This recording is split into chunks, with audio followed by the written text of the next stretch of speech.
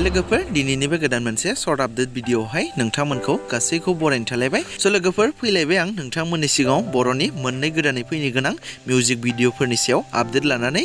स' नोंथांमोना बे मिउजिक भिडिअफोरा मा आरो बे मिउजिक भिडिअफोरखौ बबे चेनेलाव नुनो मोनगोन बेफोरखौ आबुङै मिथिनो थाखाय भिडिअखौ जागायनायनिफ्राय जोबजासिम नायलाङोब्लानो जाबाय। स' गिबियावनो दङ बर'निनो फावखुंगुर लिंसार बसुमतारी आरो फावखुंग्रि फुजि बसुमतारी आरो मिथि नार्जारी एबा मिथिंगा नार्जारी बिथांमोननि फाव खालामनायाव मोनसे JNB पिक्सार बेनारनिफ्राय गोदान मोनसे अफिशियेल मिउजिक भिडिअ फैनो थांगासिनो दङ दै लोगोफोर आरो बे फैनो गोनां मिउजिक भिडिअनि मुङानो जादों PERE 2 एबा PERE नैथि खोन्दो। स' जों गोबां बोसोरनि सिगाङावनो नुबोखाबाय एबा जों उन्दै समावनो नुबोखानाय PERE बेन्डपा दामनायजों मुंनि मोनसे मिउजिक भिडिअखौ। स' बिनिनो नैथि खोन्दो मिउजिक भिडिअ फैनो थांगासिनो दङ आरो बे फैनो गोनां मिउजिक भिडिअनिनो करिय'ग्राफखौ खालामदों पुर्ण बसुमतारी बिथाङा आरो DOPखौ खालामदों सोरां बसुमतारी बिथाङा आरो मेथाइखौ रोजाबदों प्रबिन ब्रह्म बिथाङानो। आरो बिथांमोननि बे गोदानै फैनो गोनां अफिशियेल मिउजिक भिडिअखौ नोंथांमोना JNB पिक्सार चेनेलाव नुनो मोनगोन दे लोगोफोर।